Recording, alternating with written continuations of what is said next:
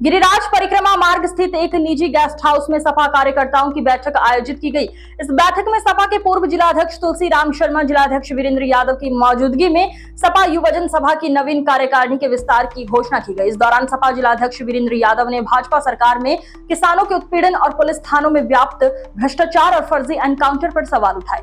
मंगलवार को गोवर्धन के घनश्याम आश्रम में समाजवादी पार्टी की बैठक में किसानों की समस्याओं को लेकर कार्यकर्ताओं से संवाद किया। जिलाध्यक्ष वीरेंद्र यादव ने कार्यकर्ताओं को निर्देश देते हुए कहा कि 2027 में विधानसभा और 26 में पंचायत चुनाव होने हैं। चुनाव से पहले जनता में जाकर उनकी समस्या का निस्तारण कराने के प्रयास करें।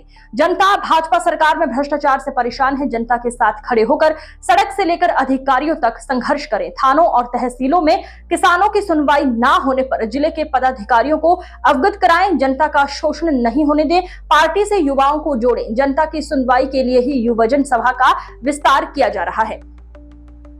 प्रदीप चौधरी ने कहा, सपा में जनप्रतिनिधि और अधिकारी मिलकर प्रॉपर्टी का काम कर रहे हैं। थाने और तहसीलों में जनता की सुनवाई नहीं हो रही है। थानों को हिस्ट्री शीटर गुंडे बदमाश चला रहे हैं। युवजन सभा के जिलाध्यक्ष कृष्ण मुरारी मैथिल ने बताया कि जिला युवजन सभा की कार्यकारिणी का विस्तार की घोषणा की गई है, जिसमें जिला, तहसील, ब्लॉक और नगर अध्यक्ष, उपाध्यक्ष, सचिव आदि पदों पर नियुक्त किए गए हैं। जनता को भाजपा के भ्रष्टाचार से बचाना है। इस बैठक में दाऊजी ठेकेदार दार सतीश गोस्वामी, बांकी गोस्वामी, विधानसभा अध्यक्ष पोहब सिंह, नगर अध्यक्ष गोवर्धन धीरज शर्मा, एडवोकेट ब्रजकिशोर केहरी, अबरार हुसैन, महासचिव सुभाष पाल, गौरव गोस्वामी, संदीप दिनेश, एडवोकेट संतोष यादव, सोनू ठाकुर, नजर पहलवान, शिवम शर्मा, राजेंद्र सिकरवार, जीआर शर्मा, शंकर सैनी, नानक ठेकेदार, गंगेश्वर, हरदीप, राम मोहन, राजवीर, संजू ठाकुर, सचिन शर्मा, प्रकाश नेता, किश्नो आदि मौजूद रहे। कैसे 2027 की राह कर पाएंगे आप? देखिए, ये जो सत्ता में लोग आए थे भारतीय जनता पार्टी में जब सरकार, तो सबसे बड़ी मसीहा ये अपने आप को किसानों का ही बताते और ये कहते थे खुशहाली का रास्ता किसानों के खेत और खलिहान से होकर जाता है। लेकिन मुझे बड़े दुर्भाग्य के साथ ये कहना पड़ रहा है कि आज सबसे ज्यादा शोषण यदि किसी का हो रहा है तो वो किसानों का ही हो रहा है। आप देखिए कितनी मार है। ये खाद नहीं दे रहे हैं, बीज इनको मिलता नहीं है किसानों को, ऊपर से बारिश इतनी ज्यादा हो रही है कि जो धान की फसल है वो भी डूबने के कगार पर आ गई है। इन हालातों में क्योंकि जब फसल अच्छी पैदा होती है भी किसान खुश होता है और ये सोचता है कि इस वर्ष मैं अपनी बेटी के हाथ पीले कर दूंगा, अपने भांजे के हाथ ले, कुछ इसी पर डिपेंड है। लेकिन ये सरकार इतनी आताताई और अंधी हो गई है, इनको इतना घमंड हो गया है, इनको न किसान दिखाई देता है, न मजदूर दिखाई देता है। उत्पीड़न के अलावा और कोई कार्य इन पे अब बचा नहीं है। ये आपको सनातन की बात करने वाले सनातन कुछ रक्षा करते हैं, साधु संती है, महिलाओं को लेकर अभद्र भाषा का प्रयोग कर रहे हैं। कौन कर रहे हैं? सनातन की रक्षा करने वाले ही। नहीं, मैं यही तो कह रहा हूँ कि ये केवल ढकोसला करते हैं। सनातन हल्ला मचाने से कोई सनातनी नहीं हो जाता। सनातन होने का प्रमाण देना पड़ता है। हमारे राष्ट्रीय अध्यक्ष अखिलेश यादव जी ने प्रमाणित किया है कि हिंदुस्तान में उनसे बड़ा कोई सनातनी नहीं है। उन्होंने अपने पैतृक गांव सेपई में एक भव्य मंदिर बनाने का काम किया है।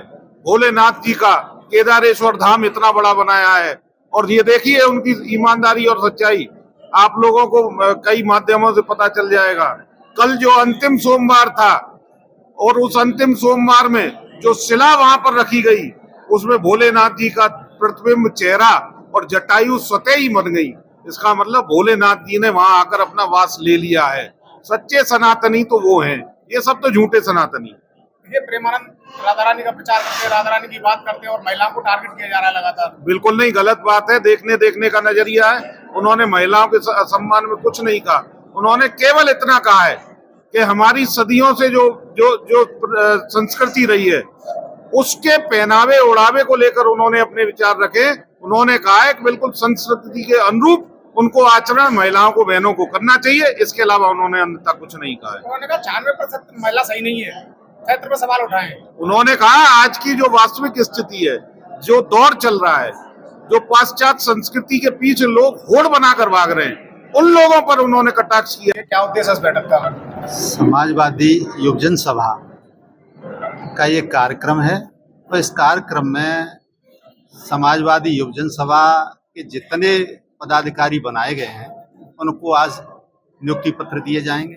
हमारे पार्टी के जिलाध्यक्ष वीरेंद्र यादव जी प्रदीप चौधरी जी पार्टी के वरिष्ठ नेता हैं, सारे पदाधिकारी यहाँ पधारे हैं और ये एक संदेश है कि अब की बार मथुरा में निश्चित रूप से युवाओं की मेहनत और हमारे बुजुर्गों के आशीर्वाद से, पार्टी के सीनियर नेताओं के आशीर्वाद से खाता खुलने जा रहा है और समाजवादी एक आंदोलन विचार मथुरा की सरजमी पर पैदा हो और निश्चित रूप से हम 2027 में कामयाब होंगे। समाजवादी पार्टी विपक्ष में है, लेकिन जनता परेशान है, कहीं सड़क पर दिखाई नहीं दे रहे हैं कोई समाजवादी।